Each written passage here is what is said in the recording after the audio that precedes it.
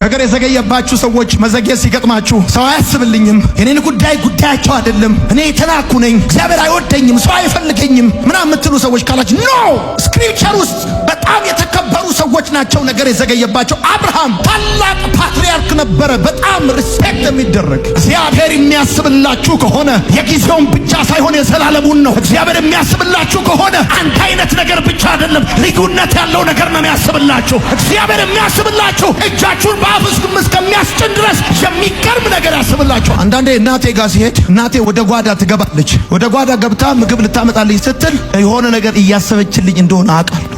ነገር ዘግይቶብሃል፣ ዘግይቶብኛል እያልክ ያለህና ነገር እንደዘገየብህ የሚታወቅ ዘግይቶብሃል የምትባል ሰው እመኔ እግዚአብሔር የሆነ ነገር እያሰበልህ ነው። ይሄ ነገር ደግሞ ከዚህ በፊት ታይቶ ተሰምቶ የማይታወቅ ባንተ ዘር፣ ባንተ ሰፈር፣ ባንተ ታሪክ ሆኖ የማይታወቅ አዲስና እንግዳ ነገር እግዚአብሔር እያሰበልኝ ነው የሚል ሰው አሜን ይባላል። ስለናንተ ማስባትን ሐሳብን ያውቃለሁ አለ። እኔ ያውቃለሁ አለ።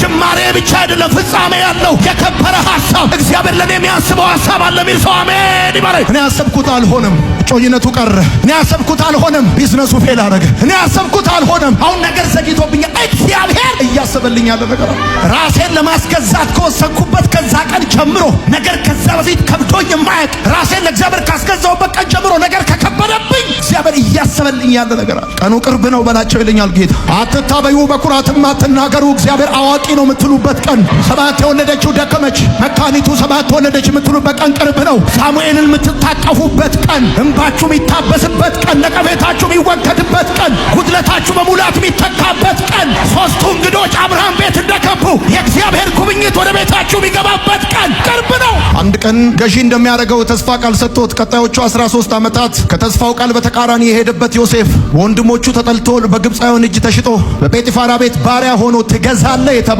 ተገዝቶ በማያውቀው ነገር በሐሰት ተወንጅሎ እስር ቤት ቢወረወርም የገባበት ሁኔታ አስተሳሰቡን እንዲቀርጽለት ስላልወሰነ እግዚአብሔር ቀን ጠብቆ አክብሮት ለሌሎችም በረከት እንዳደረገው ልክ እንደዛ እውነቴን ነው የምነግራችሁ። አባቱ የገዛለትን ጌጠኛ ልብስ አውልቀው የእስር ቤት ልብስ ቢያለብሱትም ቀን መጣ የእስር ቤቱን ልብስ አውልቀው ንጉሥ ፊት እንዲቀርብ አስቸኮሉት። ነገሩ ምን እንደሆነ እስከሚገባው እንደ ትላንት እስር ቤት የነበረ በ24 ሰዓት ባልሞላ ጊዜ ውስጥ ንጉሥ ፊት ለፊት ቆመ። እግዚአብሔር ታሪክ ቀይራለሁ ካለ 5 ዓመት አያስፈልገውም፣ 20 ዓመት ግዴታ አይደለም። በ24 ሰዓት ውስጥ የሰዎችን ታሪክ መቀየር ይችላል፣ ያውቅበታል። እንደ ትላንትና ያጣችሁ ሰዎች እውነቴን ነው የምነግራችሁ እንደ ነገ እጅግ እስክትደነቁ ድረስ እግዚአብሔር ታሪካችሁን ይቀይረዋል። እመኑና በደንብ አድርጋችሁ አሜን ባሉ።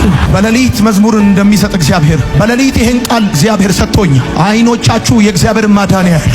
መስማትን ሰምቼ ነበር፣ አሁን ግን አይኔ አየች እንዳል ከመሞታችሁና ይሄን ዓለም ይሄን ምድር ከመሰናበታችሁ በፊት የእግዚአብሔርን ማዳን በአይናችሁ ታያላችሁ። የእግዚአብሔርን ማዳን በአይናችሁ ታያላችሁ። በልጆቻችሁ የክብር ቀን ትቆማላችሁ። እግዚአብሔር እናንተና ቤተሰቦቻችሁን ታሪክ ይቀይራል። ሰው ሲመሰክር የሰማችሁ እናንተ ጋር ግን ህልም የሆነባችሁ፣ ፈውስ ህልም የሆነባችሁ፣ የጸሎት መልስ ህልም የሆነባችሁ፣ መጸለይ እንጂ የጸሎት መልስ የማታውቁ ሰዎች፣ መታመም እንጂ መፈወስ የማታውቁ ሰዎች፣ ችግር እንጂ መፍትሄ አይታችሁ የማታውቁ ሰዎች፣ መገፋት እንጂ መከበር አይታችሁ የማታውቁ ሰዎች፣ እናንተ የተወደዳችሁ ሰዎች፣ እግዚአብሔር እናንተ የተከበራችሁ ሰዎች፣ እግዚአብሔር የሚያስብላችሁ ሰዎች። መኪና መንዳት ነዳጅ መስጠት ብቻ አይደለም፣ ፍሬንም መያዝ ነው። መሄድ ብቻ አይደለም፣ መቆምም ነው። አረንጓዴ መብራት ሲበራ እንደምትሄዱት ለተወሰነ ደቂቃ ቀይ መብራት ሲበራ እንደምትቆሙት ልክ እንደዛ ልክ እንደዚህ በመሄድና በመቆም መካከል ነው ጉዞ የሚቃን ነው የሚሳለጠው። እንደዛ ነው። ሁሌ መሄድ የለም። አንዳንዴ 3 ደቂቃ ትሄዱና 5 ደቂቃ ትሄዱና 1 ደቂቃ ደግሞ ቆም ያረጋችኋል። ከፊት ያለ አደጋ አለ፣ ይለፍ። ከፊት እየተንቀሸቀሸ